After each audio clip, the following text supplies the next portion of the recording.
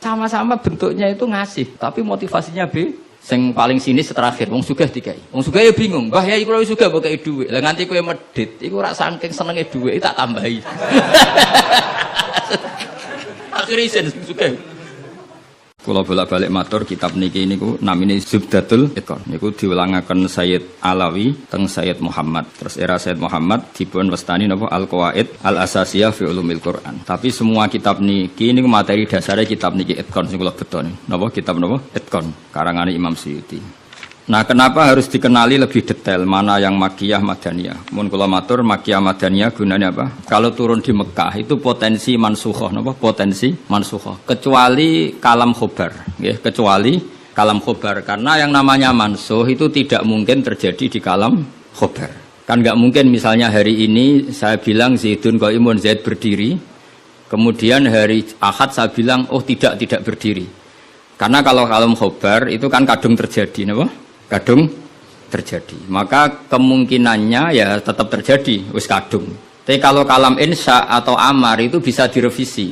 Misalnya pagi-pagi, karena pagi saya bilang, cung aku tuh kok no pecel. Karena momennya keliwat, sudah siang, kan bisa saja tak batalkan. Gak cung ganti rawon. Karena sifatnya perintah, apa? Sifatnya perintah. Ada muqtadul hal dalam semua perintah. Misalnya Rasulullah karena lemah di Mekah, maka perintahnya itu lakum dinukum waliyadin, ya sudah agamamu agamaku, agamamu agamaku. Ketika Rasulullah di Madinah itu kuat sekali dan Islam tetap dilecehkan, mau dihabisin.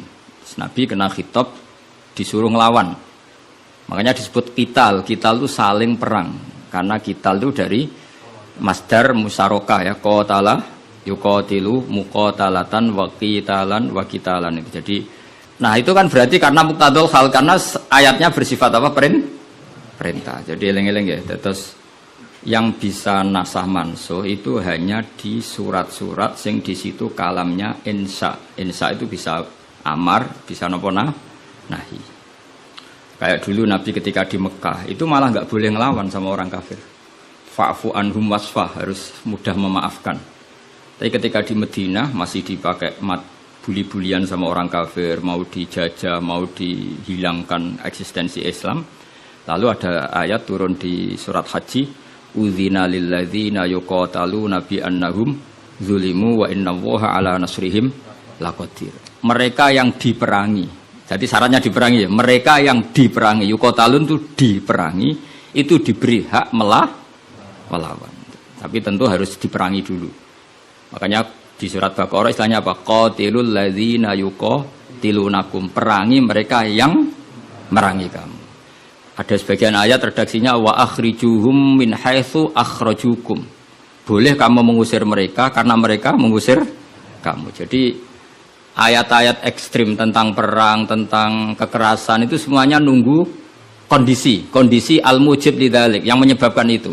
Boleh perang kalau diperangi, boleh ngusir kalau jadi kowe nyetak bojo ngenteni dicereweti. Ojo ujuk-ujuk nyentak dhisik ben wedi mumpung rung diamuk. Wis karuan ra ngekeki blonjo esuk-esuk nyentak. Ayo pe ngomong apa? Oh yo sarap duduk. Wong lanang ngono kudu diobatno. Tapi nek kono wis ngamuk, lah kowe oleh nyerang. Tapi biasanya wis down sih. Biasanya diamuk setengah jam wis down. Sak jam setruk. Tuh kalau kata Mbah Mun kalau guyon gitu, di bojo cerewet itu baru mari sugih. Tapi santri-santri yang di belakang bilang, "Gak mari sugih, Mbah, mari setruk." Jadi karena ilmu tentang itu enggak cukup. Ilmu ulama mana saja kalau menganalisis perempuan itu enggak cukup. Jadi pasti banyak khilafnya. Karena itu polanya perempuan itu enggak jelas, itu enggak bisa dianalisis. Jadi itu ilmu siapa saja bisa. Saya pernah diminta ngaji di Mbah Hamid Bedawi itu, acara haulnya Mbah Hamid. Tapi ya enggak undangan, karena saya memang jarang mau undangan umum.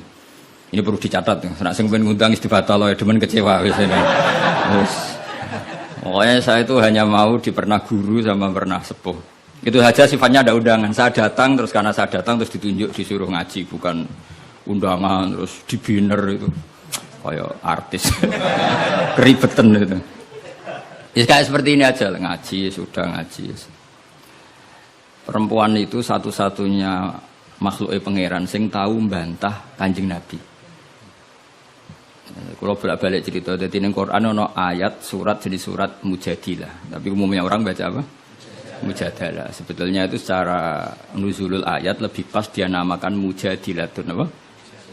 Karena Mujadilatun itu isim fa'il pengganti fi'il mudhari' yang di ayat qad sami Allah qaulallati tujadiluka. Dadi allati ing wong wedok tujadilu kang bantah sapa lati. Nah, pengganti fi'il mudhari' itu di nahwu itu isim fa'il karena zamannya sama. Fi'il mudhari' zamannya hal dan istiqbal, itu penggantinya hanya isim fa'il. Jadi kalau rajulun yadribu bisa diganti ad-daribu. Paham ya? Rajulun yansuru boleh diganti nasirun. Berarti kalau hiya tadribu bisa diganti doribatun. Makanya kalau maknanya ya qad sami'a teman-teman midanget sapa Allah qaulallati ing pengucapane wong wedok silailati tujadilu kang bantah sapa lati ka ing sira Muhammad fi zaujiha ing dalam babakan suamine lati. Watastaki lan nglaporno sapa wong wedok, nglaporno Kanjeng Nabi. Jadi Nabi seumur-umurnya itu hanya dilaporkan oleh perempuan. Nabi lho nih. Ora trimo kiai Nabi itu dilaporno. Jenenge wong wedok menawa trimo bojo enteng. Nabi wae dilaporno. Jenenge wong wedok Nabi wae dilapor. Dilapor ila wahi maring. Terus sempat terjadi debat. Makanya terusannya ayat wallahu yasma'u tahawurakuma. Wallahu ta'ala yasma'u krungu sapa Allah. Tahawurakuma ing perdebatan sira loro. Itu perdebatane Nabi kalian perempuan itu. Muhawarah itu kalau dalam bahasa Arab itu perdebatan. Jadi muhadasa, muhawarah itu maknanya apa? Perdebatan. Makanya kalau orang latihan apa? Konversasi Inggris itu, conversation Inggris itu disebut apa? Muhawarah apa? Muhawarah. Muhawaratul lughat al-Injlisiyah, muhawaratul lughat al-Arabiyah. Itu debatnya itu wah luar biasa. Segamane Nabi kudu kalah wae muwara kekasih pangeran musom-som wedok. Jadi khaulah iku wahyu. Pokoke ceritane kudu wahyu, gak oleh cerita elek. Khaulah iku wahyu. Mbah Barkhat, mbah Barwiye mulai iku pas sujud. Sing lanang wong Arab. Wong Arab ku gak mangan mendoan, gak mangan tempe. Iso mbok bayangno. Wong Jawa ngono bojone suci tenang ae mangane mendoan. Ambek sego jagung. Dadi ra wong ayu ya biasa wae. Jadi wong Arab itu mangane daging. Terus ning hadis semua asbabun nuzul redaksine fa'ajabatu ajizatuha. Nah, apa maknane ya fa'ajabat mongko gawakno hu ing rajul jenenge Aus bin Somit. Apa ajizatuha wis maknane dhewe ajiz. Pokoke pas sujud itu sing gawakno ajizatuha. Wis jorok iki, jorok niki. Niki murid kecelakaan. Jadi makna sing bener ra iso, nak makna ngono iso. Jadi uteke wis elek banget. Akhirnya jaluk, sing lanang njaluk. Karena sing wedok lagi sujud, lagi nikmati pangeran ra gelem. Ora gelem terus ngamuk sing lanang. Wong lanang ngerjaluk ra dikeki iku ya ngamuk, iku wis kunane kuno. Tapi nek sing mangan mendoan ngamuke rapati tenan karena ya tadi jawate mesti rapati tenan. Wis akhirnya ngamuk. Terus wong Arab itu ngamuk tertinggi itu muni anti aliyya kadhuri ummi. Kowe berstatus kayak ibu. Ini makanya pentingnya ngaji tradisi. Berstatus kayak ibu itu di orang Arab itu adalah dzam. Dzam itu satu kesalahan yang harus dikritik. Tapi kalau orang Jawa kan enggak. Makanya kalau saya ditanya, fikih Jawa sama fikih Arab itu beda. Wong Jawa nak muni, "Dek, kowe kaya ibu." Itu maknanya sama-sama ngerawat saya. Makanya saya berpendapat tidak mesti secara fikih dihukumi zihar karena perasaan mengatakan kaya itu beda dengan orang Arab. Kalau orang Arab bilang kamu sudah kayak ibu, maknanya selawas-selawas haram tak keloni, haram tak jima, haram tak kumpuli. Ini perbedaan apa? Kultur Arab Jawa. Maka fikih itu kalau yang sifatnya sosial atau kultural itu memang nggak bisa sama. Itu kan ibarat begini. Orang Jawa itu kalau dicekel jenggote itu kira-kira ngamuk tor, kira-kira. Tapi kalau orang Arab itu kehormatan. Saya jajal jenggote kang ngali cekel. Wes dianggap murid ra duwe. Sebenarnya wong Arab lucu. Berarti padha jenggotene cekel-cekelan wae. Kebayang enggak corong Jawa? Wong Arab ku nak seneng wong, ku sirahe dicekel cek diwambung mbon-mbonan. Nanti kula delok ora mentah lho.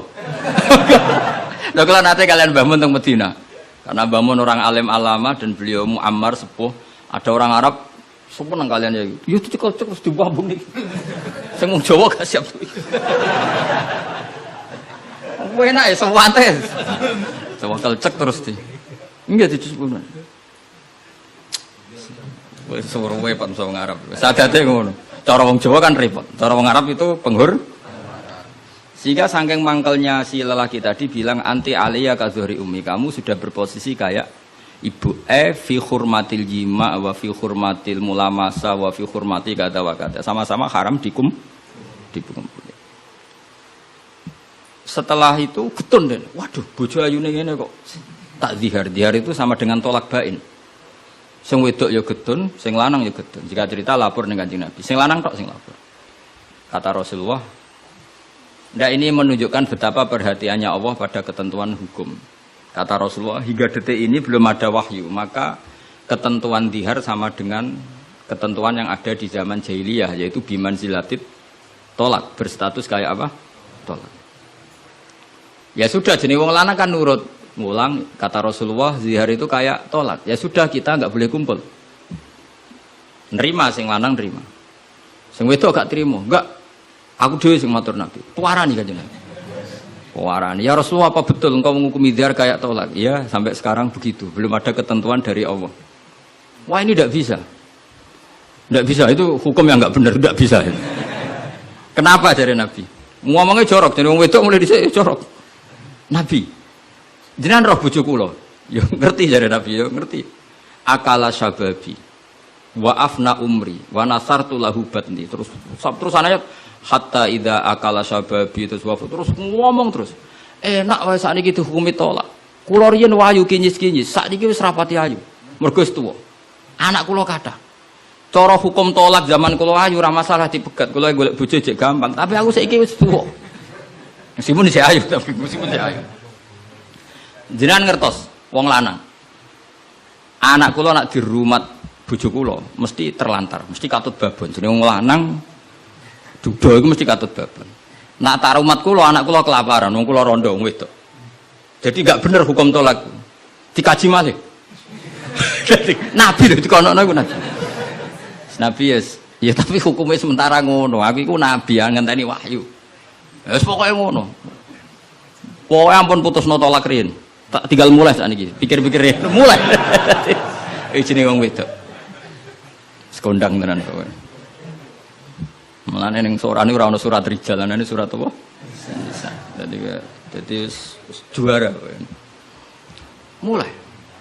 Tapi itu justru ngetokno nak Rasulullah iku nabi. Jadi barang sing kowe ra seneng iku kadang dadi dalailul ijaz. Dalil mukjizati Quran, dalil kenabiane Kanjeng Muhammad sallallahu alaihi. Itu enggak ada yang dengar debatnya Nabi dan Khawlah namanya. Khawlah perempuan ini namanya siapa? Khawlah. Aisyah itu di kamar itu tidak pati dengar. Kok mau lamat-lamat ono wedok ngelabrak Kanjeng Nabi ngono tok kenangan Aisyah. Sopo wani ngelabrak. Terus bakas sopo terus enggak pati detail. Sayyidah Aisyah itu dengar enggak pati detail. Singkat cerita, pas perempuan itu terang-terangan. Ini tak ijazahi wong wedok-wedok sing judes. Nek wis judes menisan dadi wali, pasti didengar Allah.